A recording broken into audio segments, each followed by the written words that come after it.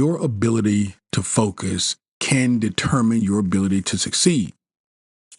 We're going to talk about today ways to harness your focus. We're going to dive deep into the power of focus and how it can reshape your brain, and how by mastering this, it can really help you to change and shape your own reality. So often there are so many distractions. Our minds, our thoughts are scattered. And what that does is dilutes our energy and it takes us further away from our goals.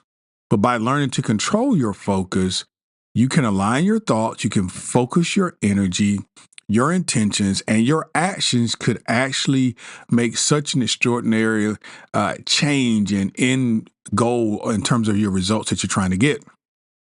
This is not just about productivity, though. It's about creating a life of purpose, that life that you want, with clarity and truly a transformational change. And it's just a tweak because maybe you haven't really considered how powerful your energy, your focus, your attention actually is. But if you think about it, wherever your attention is, that's really where you are. So many things that go along and go on each day that we know nothing about. It doesn't affect us. Why? Because our attention is elsewhere. One of the best ways to keep yourself in an unemotional state, for example, if something happens that upsets you, or if you get bad news, or if you don't want to watch the news, is to direct your attention elsewhere. It's to direct your attention elsewhere. It's as if it's not happening. So the purpose for today in this episode, we're going to equip you with the tools that you need, and it's going to help you maintain a mindset needed to harness focus. Harness focus as a transformative power. You're going to transform the way that you think, and you're going to use your focus and your attention in a more powerful and intentful way. So today, let's gain greater clarity, let's achieve our goals faster, and let's experience reduced stress. Reduce stress. With focus, you can create a ripple effect, if you will, in every area of your life. Once you really convince yourself that this works, you can really begin to use it in a more intentful way. It can be career, it can be relationships, it can be, in your health. It doesn't really matter. What we're going to do today is offer practical strategies just to help you to take control of your attention, of your focus, and to use it as a tool to manifest the life that you want. So let's really be attentive today because I know that you're going to get a lot out of this podcast.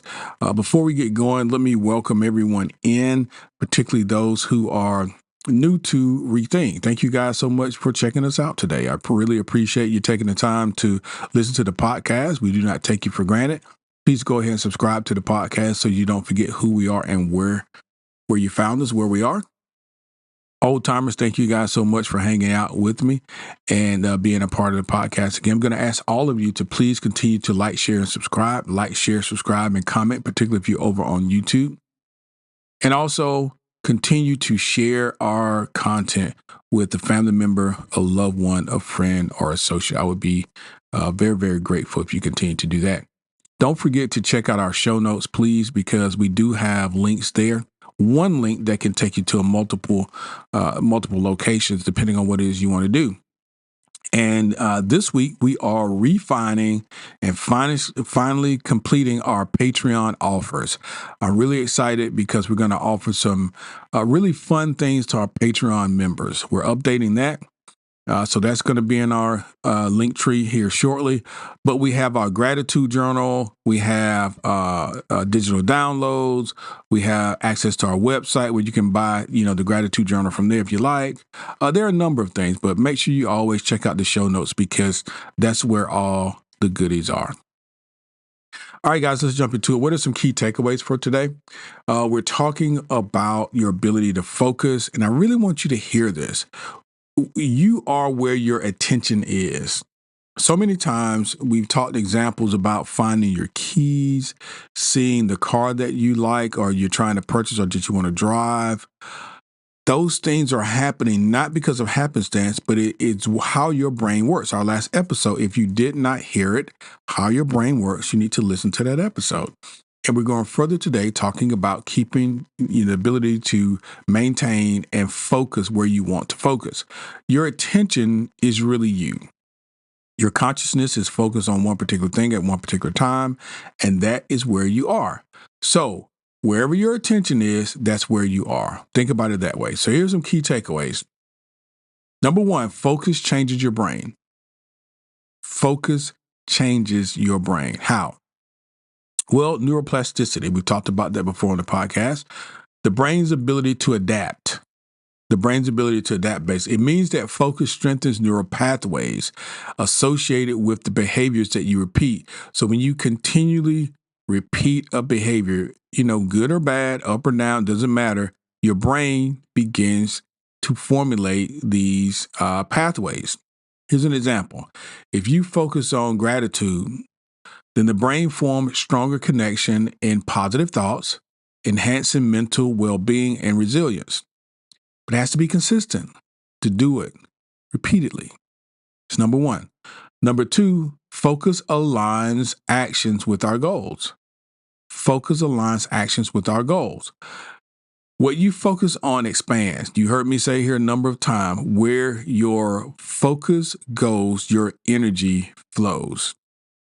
By directing attention to what matters to you, you can reduce wasted energy. I'm telling you, I'm dealing with this right now in my own life, because as we are, going through this together, I'm going to be very transparent, honest with you. A lot of this content comes from when I'm doing research for my own well-being, quite honestly. I notice sometimes that I act certain ways and I have certain behaviors, and I'm aware of that. Why? Because I am the awareness. I'm separate from what is. So what happens is I say, why do I do this? Why, when I'm upset over something, do I, my focus goes here, or I tend to do this? Well, it's relatively scientific. What happens is if you have some not so great news, or if something happens and it is somewhat traumatic, your first desire is to mentally escape that. So you will take your attention and place it elsewhere. You can do a video game, or you can watch TV, or you can read the newspaper, whatever it is, but it's the same. You're taking your attention off the thing that's problematic or troubling, and you're putting it elsewhere. When you put it elsewhere, the emotion isn't elsewhere. The emotion is where the thing is troubling you. But the thing can't trouble you if your consciousness, if your attention is taken away from it. I don't know how clear to say that, but focus aligns actions with our goals. Number three, focus builds emotional resilience. A focused mind is less reactive. It's more intentional, of course. It enables us to better make decisions, even in high pressure situations. Here's an example. A focused person's response will be calm to challenges. It is calm to challenge by focusing on solutions instead of dwelling on the problem. So you take your attention and you focus on the on the solution and not the problem. People who tend to be problem-oriented just regurgitate more of the problem, and you're less aware and you're less open to actual solutions. So that's why it's important to be solution-oriented and not problem-oriented. Number four, focus boosts confidence. Achieving small wins through focus creates a positive feedback loop, reinforcing self-belief, and it builds momentum. Here's an example. Completing one focused task, like reading a challenging book, it instills confidence to tackle bigger challenges. Focus boosts confidence. And then lastly, focus enhances manifestation. Focused thoughts and actions align with manifestation principles, attracting opportunities and solutions to our desires, to the things that we want.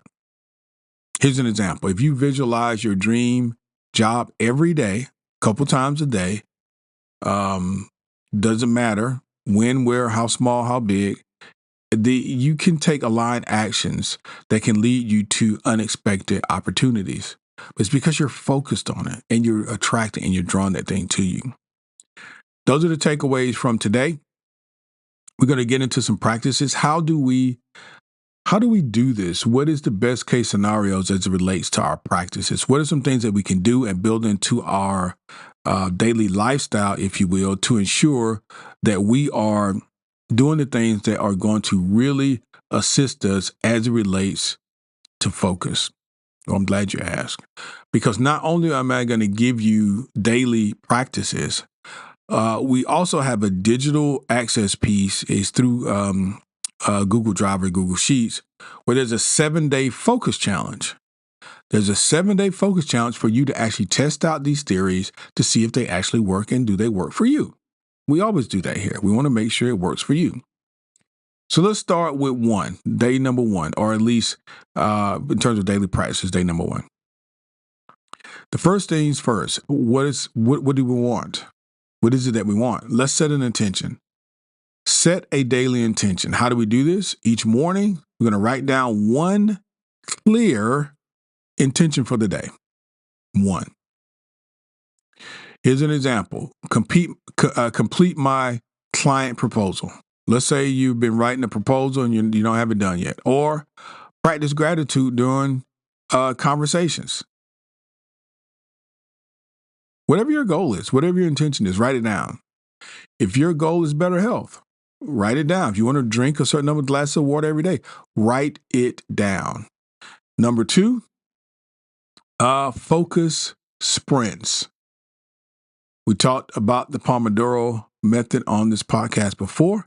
That term means we're going to set a timer, and for 5, 10, 15, 20, 25 minutes, whatever it is you set it to, we're only going to focus on that particular thing, that particular item, that particular to-do, that deliverable. Whatever it is, we're only focused on that. We're not answering calls.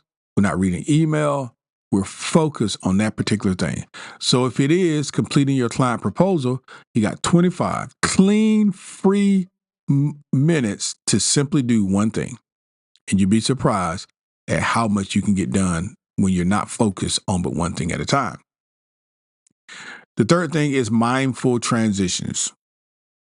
Before switching tasks, take 3 deep breaths and mentally prepare for the next activity.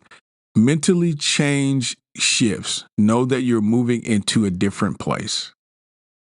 If you're moving from a work meeting to a dinner preparation, pause and just, set an intention of how you want to feel during that transition. The benefit of doing that is that it reduces stress. And here's the biggest benefit. It increases your actual focus, your attention on the now.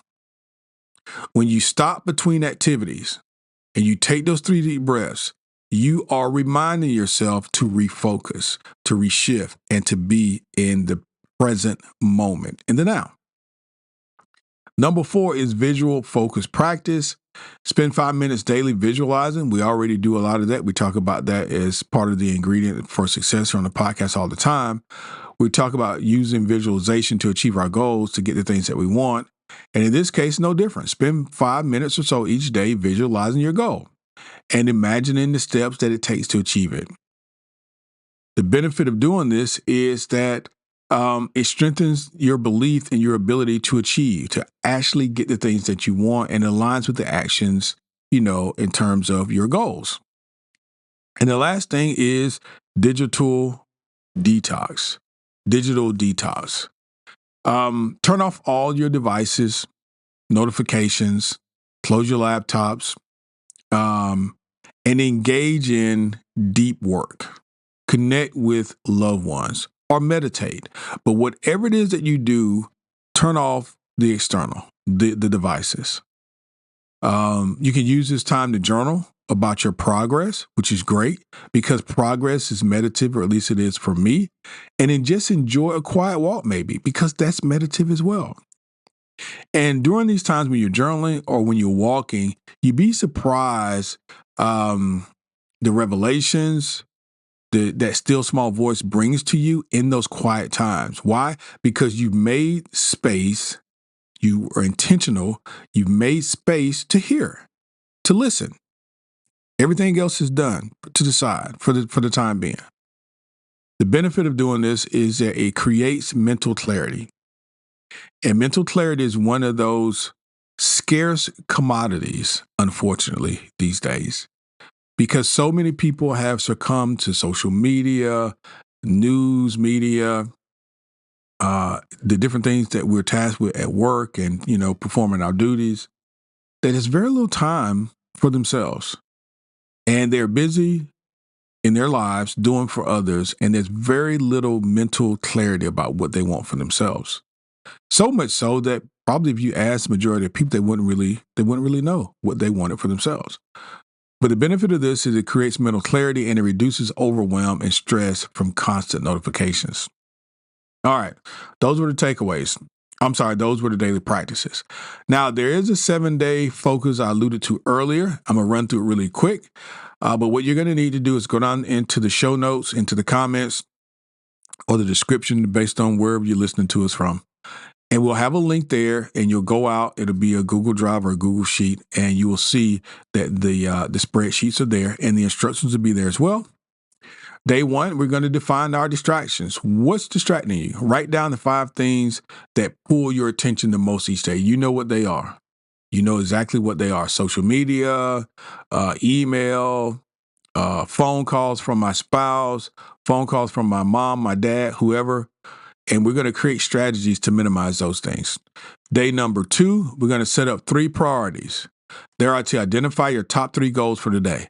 It's so critical, so important. It feels so great to check things off of your list, especially if those things are moving you closer to your goal. So what are your top 3 things that you need to complete for that day that's going to get you closer to achieving your goals? Those are the things that we're going to commit to focusing on for that day.